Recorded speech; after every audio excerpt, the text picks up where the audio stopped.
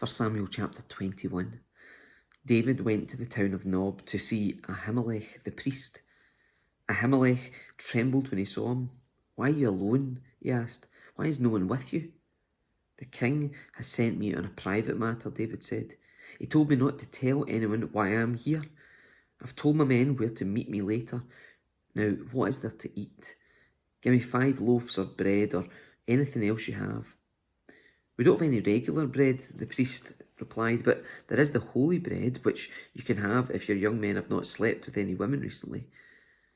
"Don't worry," David replied. "I never allow my men to be with women when they're on a campaign, and since they stay clean even on ordinary trips, how much more in this one?" Since there was no other food available, the priest gave him the holy bread, the bread of the presence that was placed before the Lord in the tabernacle. It had just been replaced that day with fresh bread. Now Dog the Edomite, Saul's chief herdsman, was there that day, having been detained before the Lord. David asked Ahimelech, "Do you have a spear or sword?" The king's business was so urgent that I didn't even have time to grab a weapon. "I only have the sword of Goliath the Philistine, whom you killed in the valley of Elah," the priest replied. "It's wrapped in a cloth behind the ephod. Take that if you want, for there is nothing else here."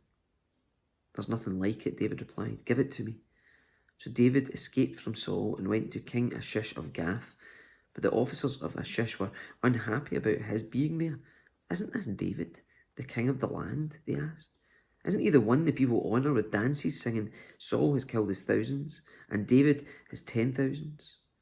David heard these comments and was very afraid of what King Achish of Gath might do to him. So he pretended to be insane, scratching on doors and drilling down his beard. Finally, King Achish said to his men, "Must you bring me a madman? We already have enough of them around here. Why should I let someone like this be my guest?"